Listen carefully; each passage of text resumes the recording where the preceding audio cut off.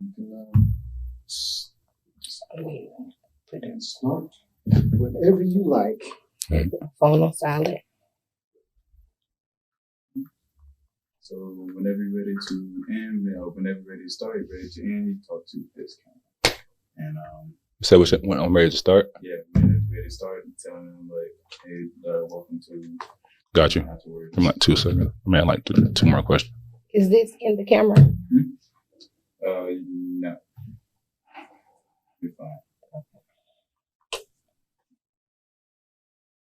But it's being seen once we switch over to you, but it's still fine.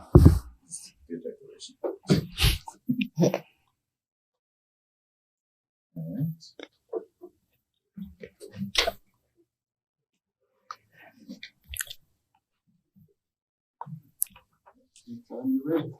I'm ready. So I just gotta look at that camera. All right.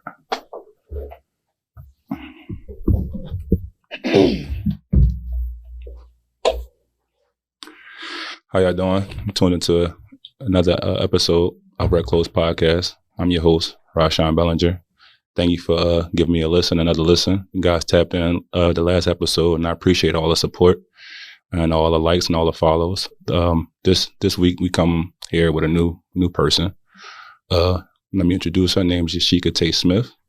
I met her here in Columbus, Georgia. I'm gonna let her go ahead and tell you a little bit about herself.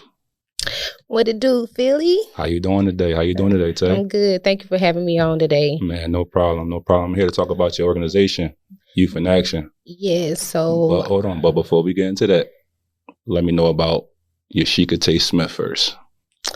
Yashika Tate Smith. So I started going by my nickname Tay in the 3rd grade, and for some reason it just stuck with me from there.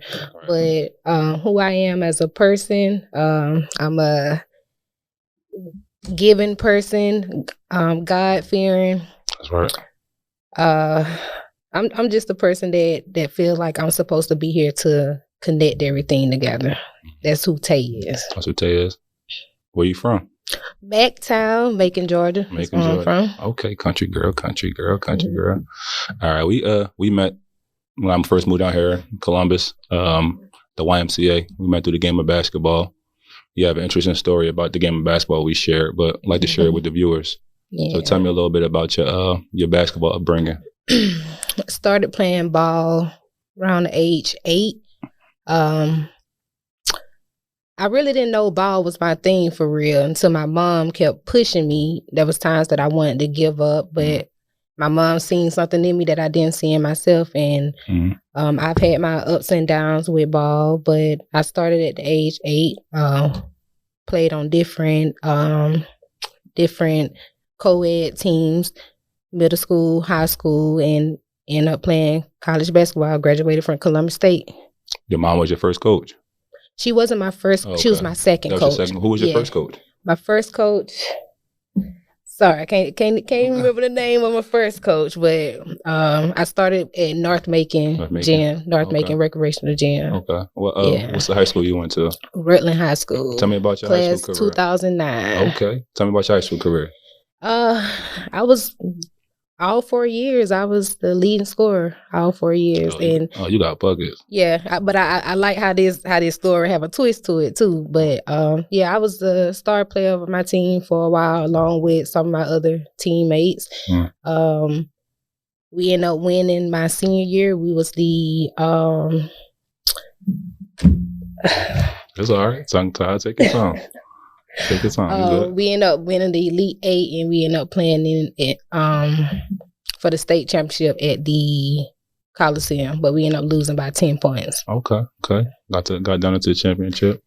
Tell me about your college career. Where's the first school you went to?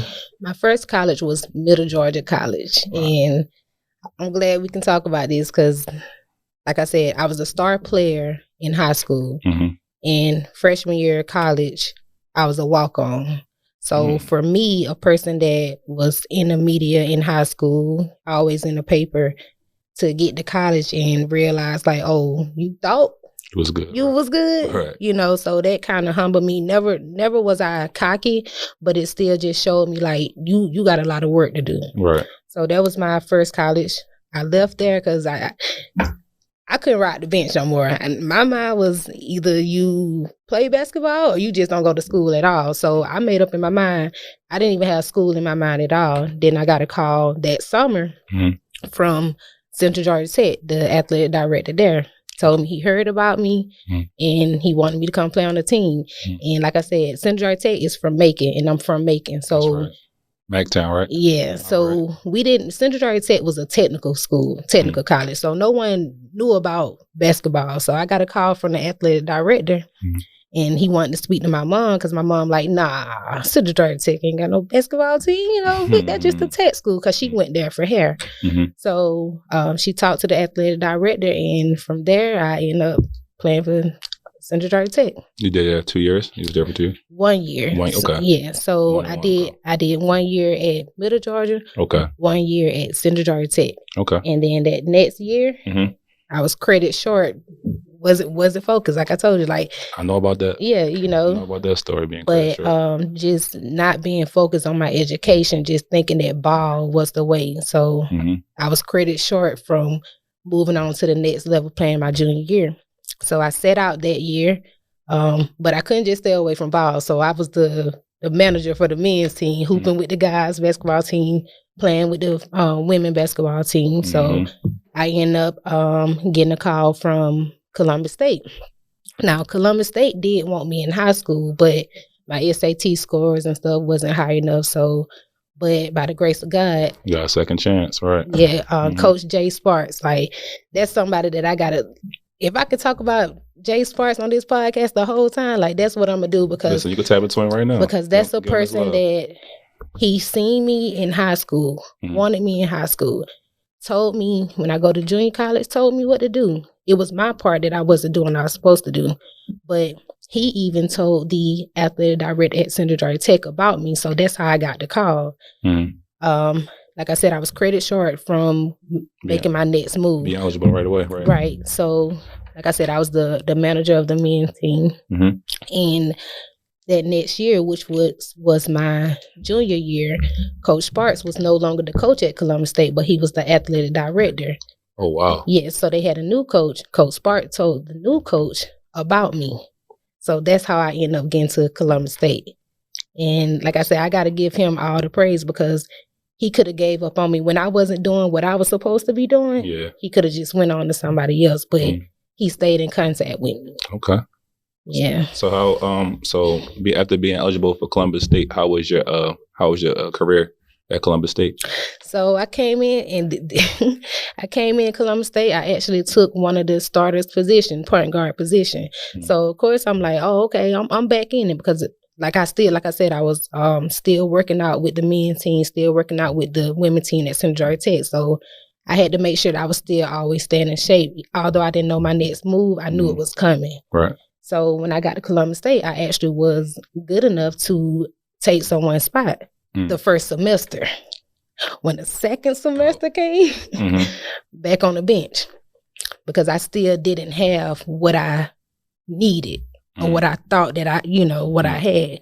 But my senior year, I became all-conference player. We won the Peach Belt Championship. I was the second leading scorer on our team. Talk heavy. Best defensive player. Talk heavy. I like that. Yeah, so it all worked out. But the only way that it worked out because I didn't give up. And I had faith. I knew what was going on around me, but it was something that was always telling me like this ain't it, this just a little, rock in the road. You got to get over this, got to get around it. However you got to get there, you got to get there. So that's what I stayed focused on. Man, that's nothing but God. Yeah. That was a good testimony right there. The feeding with you when you were talking about your grades and stuff like that. I shared before that I couldn't get eligible. I thought basketball was it. I stayed locked in with basketball, but I didn't make sure my grades was staying on point all the way. Like I passed bare minimum. Like I was passing, but I could have did way better. Yeah. And then in JUCO, they don't give you you got a little problem with math and reading. They give you classes that you can play, but they don't tell you that they not transferable and stuff like that. So that's kind of behind the 8 ball. Yeah. In a sense, and I had plans. Going D1. For me, it was going D1 and trying to get to the league, feed my family. But that's your testimony is, I know a lot of people's story that's like that, and I know they would love to hear that, because it's like, that's a big adjustment going from being a man. That's what a lot of people have struggles with now. They can go from being a man, but they don't know how, when they get to college, you really start from the bottom now. Mm-hmm. I try to tell the kids I coach and work out this today, like, these kids are, these teams already got their start. Yeah. You could be the man here in your hometown, but you're not going to be the man when you leave here. You want to learn that and really work on your game. You might be good around here. You might be the man around here, but if somebody over here that worked 10 times harder than you that you never seen before, and he gonna have your spot, you gonna take your spot. So, like I said, I went through that twice, because transferring from different schools, I had to feel it twice. My next question for you, I'm a city boy, North Philadelphia to be exact. Okay, shout out to my block. How is it growing up in the South and being a Black female in the South? I can only speak for, honestly, myself and how I grew up. I grew up in a family, we grew up in the church, and I thank my family for giving me that foundation, because without that foundation of believing where your blessings come from, I can see now as an adult, if I didn't have that, I would be so lost. So I would say, like, my upbringing, I'm the youngest out of 3. So I've always got treated like the youngest. I'm the baby of the family, and my family worked hard. Like, my mom has her own daycare. Next year in January will make 20 years that she's on her own, she's on her own daycare. Shout out to mom. Yeah. And my grandma is known in the community for giving back all the time. My grandma, she cooked for people. Like, she do everything. Like, really everything that I'm doing, I just follow behind my grandma, honestly. And my aunt, she just retired from the military. So I had a strong foundation. I was raised by strong women, So my upbringing as a Black woman in Macon, in Georgia, in Columbus, like, it's been great for me, because my faith been in God the whole time. That's major.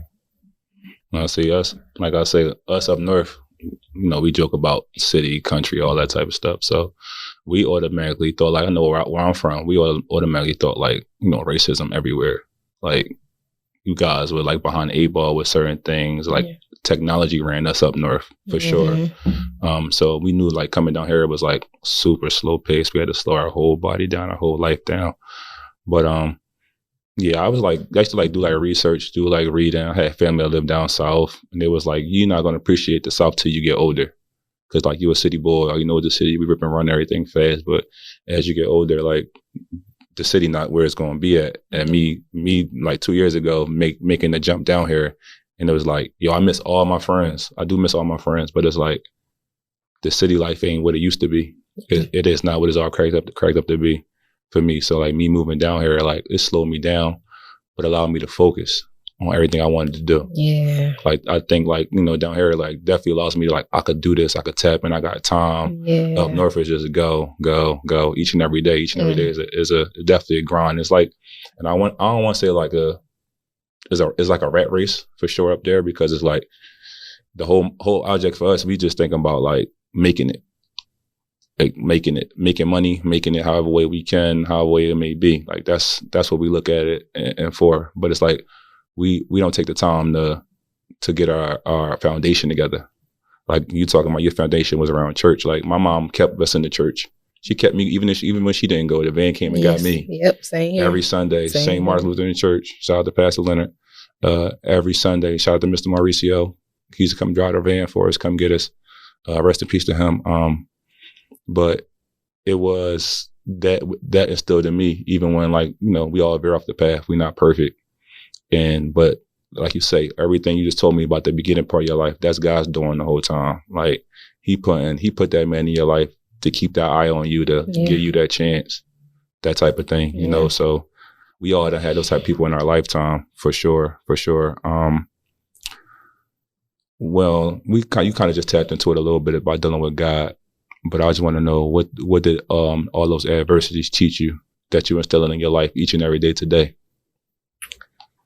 Well, first I want to say being an athlete in general will teach you about adversity itself. Because being an athlete, like I said, all the things that I went through, you gotta understand yourself, and you gotta know when life hits you, like you gotta act fast. And not saying act fast like you gotta have something to do, but when I say you have to act fast when life hits you, you gotta already know, like, all right, my next move must be coming right around the corner. Fact. So when all of those things that like the adversity taught me was just to keep going. I think I'm kind of getting a little sidetracked a little bit, but all those things that adversity taught me was just to keep going.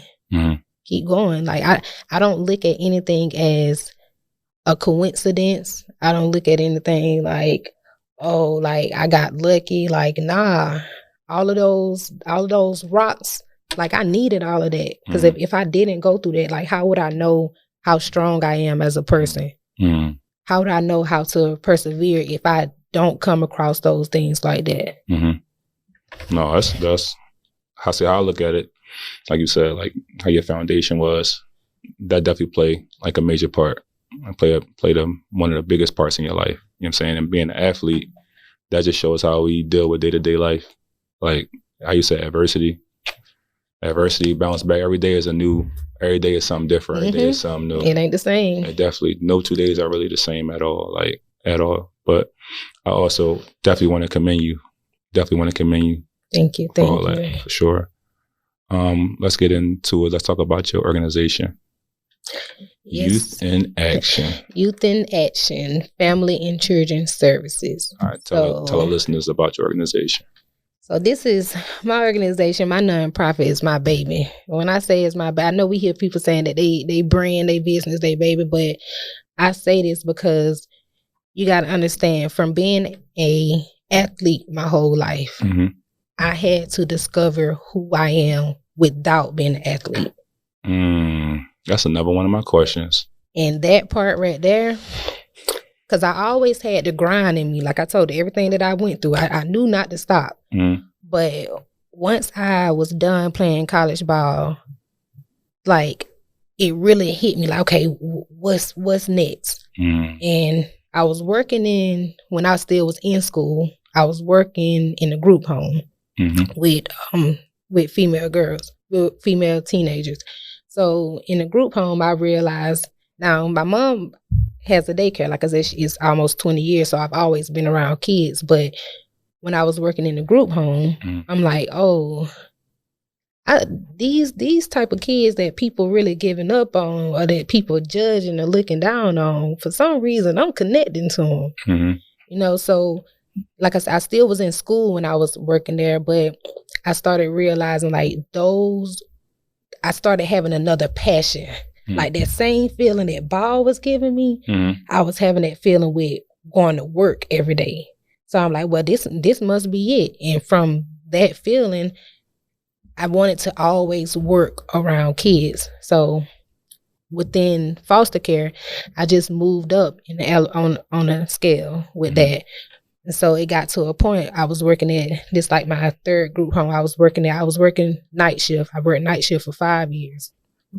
I'm at work at night trying to come up with a business because I'm like, I want to help kids in a way that I want to help kids, because I keep working for other people and going off how they say it should be done. But sometimes, you know, that don't click right, because now I'm a person that care too much. Now I'm a person that's doing too much. So it's like by the book, right? Going by the book. Right. So I'm like, okay, how can I make my voice known when it comes to kids? So I'm at work just I would ask some of my kids, some of them that stayed up late, they just couldn't go to sleep at night. I would get ideas from them. I would ask them, if you had your own business, what would it be? And I'm asking kids this because that's who I'm trying to serve. So that's how my organization started, Youth in Action, just trying to come up with what is it that I wanted to do. And I came up with the name Youth in Action. And that's what I stuck with. I even had some of my kids that can draw at the group home. And I was asking them, I was like, hey, I'm going to start a business one day. Can y'all draw me some logos since y'all know how to draw? You know, I didn't use those at the time. I didn't end up using those, but this is how I wanted my kids to have an impact on what I was doing. In 2018, I ended up registering with the Secretary of State. Still didn't fully know exactly what Youth in Action was, what I was going to be doing. But I'm like, hey, I got a name. You made the jump, though. Kayla Jones, Pyramid Vision. That's who did my logo. Shout out. Yeah, shout out to Kayla. When she did my logo, it gave me another boost of confidence. I'm like, oh, I got a name. I got a logo now. You know, so when I ended up getting my logo, I registered with Secretary of State. And like I said, I still didn't know exactly what I was doing, but I knew that I was like mentoring and helping kids. But November 2020, I had a little bit more understanding of what I wanted to do. And I knew I wanted to be someone that can help fix problems with kids. So 2020, I became a 501c3 tax exempt organization. And now we're here in 2022, and I'm now partnered with United Way, Insane Fitness. Those are my two biggest partnerships. And we go, Insane Fitness, Darius Miles, that's the owner of Insane Fitness. We have a PAT program together, which is a behavior modification program. PAT stands for Physical Aggression Corrective Training. So what we do, we talk to kids about social and emotional learning, and we incorporate boxing as a platform to relieve stress. I like that. I like that. That's dope. That's definitely dope. Yeah. No, I like that. So that's my behavior modification program. That's up under my health and wellness. I also have a mentoring program called intergenerational connection program. So we match teenager with a senior citizen in the community, and that teenager is also matched with a younger kid. So we want that teenager to understand that you don't only have to be a mentee. You're not only looking up to someone, because guess what? Somebody looking up to you. Right. Yeah. No, I definitely commend you on that, especially me growing up with my mom getting herself together. I was a foster child at one point in time. While my mom was, addicted to drugs and alcohol, being away, and my mom got herself together. And I used to be like crying myself to sleep at night, like, because I knew I was being mistreated. I wasn't being the right way. I even ran away from the foster home before, trying to make it back to my mom, but not knowing my mom needed the help that she needed to get. But like I always take liking into the, like, troubled youth as well, because sometimes they're in trouble, but they're like a product of their environment. A kid's gonna react to what they see. They're gonna be what they see. Like, they're gonna grow up with what they see. So a lot of them don't even know, like, there's hope. They got a chance out here. They think like that 5 by 5 block radius they see, that's all they got. That's their only options. I got so many people like that that's gone. That's no longer here, and that's all they saw was that 5 by 5 block. And I was thankful enough, and God graced us enough that my mom got herself together. And, me sitting down getting an understanding with my mother about her addiction and things like that. I wasn't gonna hold a grudge with her. Nobody's perfect in this world. But she sat and asked me about, like, about foster care and how it was, because when my mom got herself together, the baby, my mom had 8 kids, and I'm number 6 of 8. And I'm like number 6 of 8, and shout out to all my siblings, all 8 of them. I'm gonna name them: Edwin, Eric, Nadine, Donald, Damian, Darnell, Lil Naomi. I also got 3 on my dad's side as well. But my mom was able. My grandmom gave her a pet. Like, she'll take care of my mom got 2 groups of 4, so she let them go with my older 4, go with my grandma. The younger 4, they put us in the system, but she only did it so my mom would make sure she get herself together. Like, you want your family together again, you get yourself together, so they all be able to come back together, and you'll have them under one roof, not knowing the trials and the trauma that will cause all of that, because my mom was stuck in her addiction and stuff like that. But long story short, like, when she asked me about foster care and how those was, and the mistreatment that was happening, and why I was running away, and why I did this and why I did that, it was like I just wanted to be with my mom. Like, I didn't know those people. I didn't want to know those people.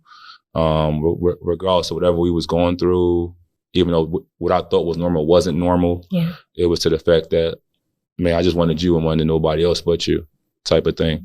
Like I said, I was the one, like, at first it wasn't hard to forgive her because I used to act out and I used to get like TSS workers and behavior specialists and all that type of stuff. But like getting therapy, definitely going out and getting therapy as a kid for those issues. But when I see people that take a liking into troubled kids, like me at one point in time, I tend to pull and gravitate to them because it's like you don't know how far and how much you made that person's day. Like I had my TSS worker, his name Mr. Wilson. He didn't do things by the book with me. Like I wasn't supposed to be going to his house. He wasn't supposed to be spending money on me, none of that. But he would go the extra mile for me because he would see my structure in my house. Like I say, some things I thought was normal wasn't normal. But seeing a person that go above and beyond for you and put light into you to make it like, yo, you can really be somebody out here. You really can affect the next generation and bring people around you up. So that's why I used to walk around with everything going bad in the world, but I still got a positive attitude because I know like where I come from. Like everything could be like ground zero, over with, nothing. Like you don't got no money. How you buy God gonna make a way? Got a so positive. It made you appreciate things. I appreciate more. everything more. But like I said, shout out to Mr. Wilson. He definitely went above and beyond for me. But I definitely like when you hear me hearing your story and you telling me about what you do and the troubled youth and stuff like that. I was like, I got to get her on here. I got to talk to her because that resonates with me. Because in my neighborhood, we all labeled as troubled youth. Yeah. But in my neighborhood, we don't got outlets. We don't have an outlet in my neighborhood to do X, Y, Z, go here and speak here and dealing with death. And that stuff becoming so normal that we don't even got time to even let it out and vent to. We don't have nobody to talk to. We don't have nobody helping us with our youth in action where I come from. Nobody where I come from. All we doing is sitting in it, and they going to turn to drugs. They going to turn to alcohol to try to numb that pain, and that pain's still going to be there. So I definitely commend you, and I want to thank you, and I just want you to keep pushing your brand forward with this. I know we ain't ended the conversation, but that hit me when you said foster. When you said the foster. With helping with the foster kids and all that type of stuff though. But yeah, my kids know Miss Tay, I got you. You know, sometimes I done had some of my teenagers, young adults curse me out because I'm doing the most. You know, that's because you care though. I care, and I tell them all the time, like when I wake up in the morning, I'm thinking about what y'all doing. You know, like I don't have kids. And I tell my foster parent, because I currently work for a foster care agency right now. What's the name of your foster care agency? Children First. Shout out to them. Shout out to Children First. Executive Director Ife Abasi. Shout out to Ife. Yeah, my boy. That's my boy. That's it. Yeah, so I don't have kids, and like I tell my foster parents and my foster kids, you know, I'm your family. You know, if you feeling like you don't have a family, I promise you, whatever you want to look at me as, like I can be that for you. I just want you to know that you do have somebody in your corner. You know, even if I'm getting on your nerves, like, and I understand why my mom stayed on me so much. Although I don't have kids, like I said, like with me having to pour into somebody else, I'm glad that my mom was strict on me because that's exactly what I want to give to my kids because I see where it had led me. You know, so yeah, I love my kids. I love every child that I come across. Like I make sure that they all know that, you know, you can trust me. You know, if you need to come talk about anything, like I'm here. I'm here to help you figure it out. Who, like, I think you tapped on it before, but you say what was your the person who like guided you? You said guided you into it, like, you know what you wanted to do. You said your grandmama, correct? Yeah. So, I just want you to tell me about. Because you wanted to go into it, and I've seen it, but I want you to tap into tell me what your grandmother means to you. Like you told me, like you was like she had all that, but you didn't go into detail. But I need that detail. Yeah, Gladys McCoy. We call her Gigi. My grandmama hold it together, man. I thank God that my grandmama is still here today. We lost my granddad at the beginning of the year this year, and that was my grandmama. They was together 47 years. So to still see my grandma being a person like, okay, I need to go help this person. I need to go help this person. She just lost the other half of her.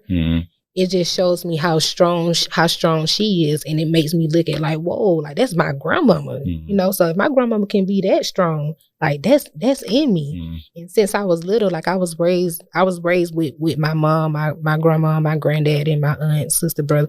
I was raised around all of them, but my grandma was the foundation. My grandma's house is the house that's the reason that I even have a relationship with all of my cousins and my aunts, because guess what we meet up at? Granny crib. We meet up at Gigi house, you know, and still to this day, like people already know, hey, let's pull up at Gigi house. I come in town, go back to Macon, I'm at Gigi house. You want to see me come to Gigi? Yeah, and my grandma, she's just a very impactful person in the community in Macon. Like I just applaud her so much because she don't stop. And we tell all the time, like, Gigi, you know, because she got back problems now. So we're like, Gigi, you need to slow down. She's like, if I slow down, that gonna be it. So I can't slow down. So I respect that. Yeah. So like on your rough days, when there's days sometimes you might not feel like, you know, you need a day to yourself, but they need you. What's what give you that extra oomph? What's that influence, that inspiration to give you that extra, you know, all right, you know what? It ain't about me. They need me. Because you gotta love what you're doing. You can't fake this. You can't fake this at all. With my family or with the organization. It's nothing when it comes to my kids needing me, my family needing me.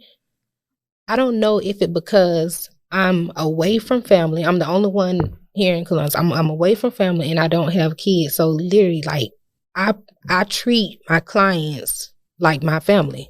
So I'm pouring into them how. I know. I keep hearing you say my kids, like they really came out you. They're your kids. Yeah, like, I promise that's how I look at it. But when I don't fit, I haven't really came across that. It's hard for me to answer that because I have not came across a time where I don't want to do for the people I work for. That's how you know you love it. I love what I do. That's why I asked you the question. I just wanted to see, like, then you had a day. All right, when we get off camera, we want to talk. But I was like, I'm trying to figure out how to answer that. Wait a minute, like I don't get. No, it was a trick question. Yeah, it really was. But it's never a time. The only challenging part that I can say that I've dealt with is understanding that when you have a big heart and you want to help, everybody is not ready to receive the help at the time. And sometimes, you know, I've gotten better at it, but, you know, I used to think that, is it something that I'm not doing right for them or whatever? But I had the time not ready. The timing wasn't right.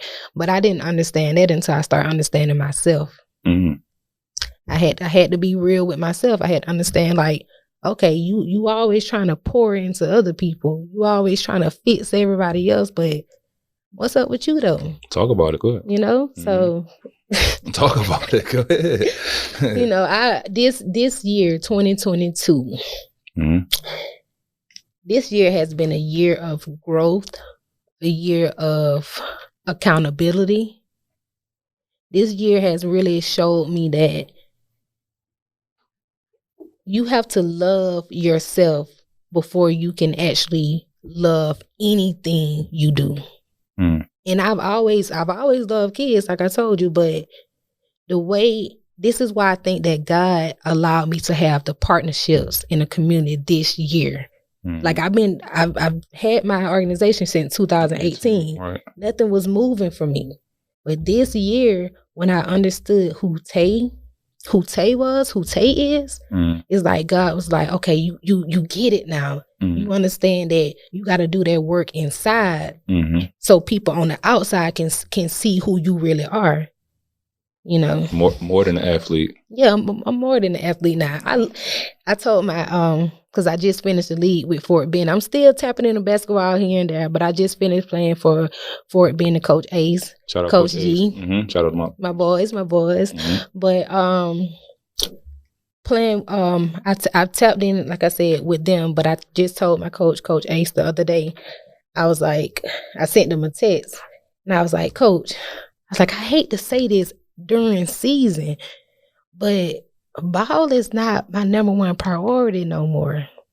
And it was tough for me to say that, but I've been tapping into understanding who Tay is without ball. And like I said, this year has been my year of partnership. So I'm realizing like, oh, okay, there's more to me than just ball. And God is showing me that because I'm getting these partnerships once I realize it ain't just the athletic Tay no more. You know, it's a Tay that got more people to serve than just people watching her play basketball. I got a whole community to serve. Tap into your full potential. My full potential. That's what it's about. Yeah. That's what it's about. Now I know that you said with your organization, y'all do what is it called again? So the PAC? Yeah, the PAC program. Got you. PACT. All right. I want to know, even though you do that, do y'all tap into like, you know, the mental health, the spiritual health? Because I know it's big on that. How's that being taught in your organization? So we focus on meditation, like I said, social and emotional learning, but we also talk to kids about anger, you know, and we all have anger. We can't run from it. We can't think that it doesn't exist, you know. Human, right? So we teach our kids to say hey to your anger, you know, talk to your anger like anger your friend. Tell your anger what you need out of it, you know, and that's a big part with mental health. Like understanding you don't have to be afraid of who you are. It's just understanding who you are so you can know how to treat yourself better. So that's when we, on the mental health side, we always trying to get our kids and our families to understand that, you know, like I said, we focus more on the anger part because those are the type of kids that we're dealing with. But the same thing that we give to our kids, we want our parents to understand if your child is at school working on anger, you can't have that child to come home. They done worked on themselves all day at school and they come home to the parent that's not doing the work. So everything that Youth in Action do for the kids, we incorporate it for the parents as well. That's a team thing, right? I feel you on that. What's upcoming for you and your organization? What you got coming up? All right, so November 19th from 12 to 2 p.m. At Insane Fitness. The address is 306 13th Street. Okay, Columbus, Georgia. Right. We're having a Thanksgiving giveaway. So I'm partnering with Supreme Smoke Barbecue, best barbecue place out here that I know of. Okay. Yeah, Supreme Smoke Barbecue and Smoothie Fruity Slush. Supreme Smoke Barbecue, like I said, barbecue, and Smoothie Fruity Slush is Chris White. She has a smoothie business where she healthy smoothies, healthy cold cups, like that's her brand. So those are the two people that I'm partnering with, and we're just giving away food, giving away healthy drinks. We'll have Dorothy Height cheerleaders out there. We'll have 98.3 and games, and just, you know, it'll be a great time for the community to come out and just, you know, network, just get to know each other, see what Youth in Action about. That's right, doing it big in the community. That's what I'm talking about. How, if somebody want to get involved with your organization, how can they? So you can go to www.youthinactionfacs.com and you can fill out an inquiry form there and just let me know what it is that you're interested in. Okay. Where do you see Youth in Action in the next 5 years? In the next 5 years. So if I didn't attend, I attended a women's retreat called Dream Girl. I attended a women's retreat last month. And if I didn't attend that conference, that retreat, I would be so lost on knowing where Youth in Action will be in 5 years. But during that retreat, I didn't see Youth in Action going outside of Columbus because I just started in Columbus, you know. So I'm like, well, my mind is like working on the schools here, connecting with different schools, different organizations. But I was asked to come to Louisiana. So the fact that I was even asked that, like, because I was just telling them about what my organization provide, and she was like, hey, we need somebody like you here. So before the retreat, I was just thinking Columbus. So with you asking next 5 years, I plan on traveling the world, getting people to know about Youth in Action. Yeah, so you better have that merch popping too, because I'm gonna need me my shirt. Needed a size large. I lost a lot of weight, so I need a size large. Who you got on? What's that? Love's Basketball? What brand that is? Oh, that's my man Shannon Givens. Out of Philadelphia. That's nice there. Shout out to my boy, my brother. NAB, nice. You know what that means. Got the hoodie, got the pants with it. Yeah. Shout out to him with the tux sweatsuits, man. I like that color too. This was different. I ain't even want this color. Yeah, I gotta support my boy. I gotta support my brother. So, but Loves basketball. Yeah. Shout out to him. We talked about inspiration. We talked about what you got in 5 years. Is there anything you want to touch? Yeah, I just feel like I got to put this out there. Well, let me ask you a question. What do you think about world peace? Man, that's something I questioned myself about that the other day, and is that even possible? That's the number one thing. Part of me is like, it is possible, but it's not possible. But if it is possible, God forbid, I'm not going to see it in my lifetime. Yeah, because everybody got their own agenda, and they going off the wrong feelings and the wrong thing. Like if you follow God and everybody follow God, it could be world peace. Yeah, but people got their own hidden agenda, and they ran by that dollar bill. So, and I'm glad that was your answer, because that's most people's answer. So my thing is, I want to let everyone know that world peace is not cliche. And what I mean by that is that we create the world that we live in. I like that. You create your own world. You're different. So your circle, you got your circle. Who created that circle? I created that. You the common denominator in that circle. When you got people with bad energy around you, you got a choice to keep them there. Yeah. You got a choice to remove them. That's why my world got peace. Yeah. But I got you. That's what I'm saying. So the world, we ain't never going to be able to control what's going on around us. Control what's around you, though. You can be in control of self. Right. And when you're in control of self and you see how the world works within your life, that's your world peace right there. I like that. And don't come up out of it. I like that. Listen, I appreciate you even reaching out to me, letting me know, you know what I mean, about the inspiration, about the motivation and all that. I don't know if you share that with the people, but I just want you to know, I appreciate that. I appreciate this interview too. I appreciate you. Even though it was rough getting it done, but grace of God, everything came together even better than what I expected, to be honest with you. This wasn't what I expected to set up and everything. Shout out to the production team. Y'all amazing. I definitely appreciate y'all. But in closing, like I said before, I appreciate you. You reached out to me. We made it happen in less than a week. What you did. You was one of the people in out here in Columbus that I actually wanted to interview, to help, with your organization and we help each other out. Yeah. You coming on here is helping me out, and I appreciate you, reaching out, trusting in me, us having this interview. Little nerves, but it's all good. But I appreciate you though. I'm sorry. Iffy. Shout out to Iffy. That's how you know I work all the time. Calling Iffy, I need help. I appreciate you though, because my whole thing, I've never really had a voice growing up. And not say that I was shut down, but I was always too scared to speak. Speak up for myself, speak up for others, but I always knew that I needed to, but I was always scared. So in my adult life, I've been putting myself in positions to where I have to speak. Like I was nervous today, but with you giving me the opportunity, you're giving me an opportunity to keep working on myself. And I've been doing different trainings and courses to work on public speaking.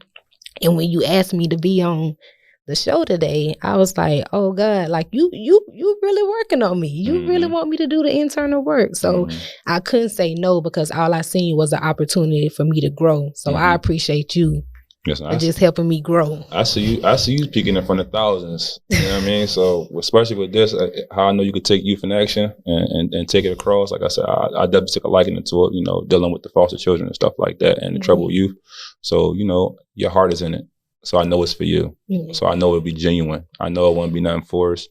This is like a total genuine conversation. So like I said, I appreciate you for coming through. Thank you for having me. Thank you. No problem. Telling people again what's going on. Again, y'all, Youth in Action Family and Children Services. We're having a Thanksgiving giveaway November 19th from 12 to 2 at Insane Fitness, 306 13th Street, downtown Columbus, Georgia. I'm about to plug you some more. Tell them the website they can reach out to. www.youthinactionfacs.com. And please drop your socials. Even though I put on all the flyers, put your socials on there. So Tay Smith, TAE Smith, that's my Facebook. Tay Smith _21 is my Instagram. And also my business Facebook page, Youth in Action Family and Children Services. All right. You got a last message to the people before I close this out? Hey, y'all, we all got to do that internal work. When we do that internal work, we all can come together and we all can have world peace. That's what it's about, world peace. All right, y'all. Wrapped it up. Shout out to my girl, Tay Smith, coming through, blessing me with this interview. Just want to say thank you. Looking forward to helping your brand out, helping the organization out, pushing it, helping these children out. Anything I could do, I can give them a free basketball clinic, whatever you need me to do. Just let me know in advance. I got you. We can make that happen, man. But thank y'all for listening. Thank y'all for tuning in. We had a close conversation in a comfortable setting. Rec Close Podcast.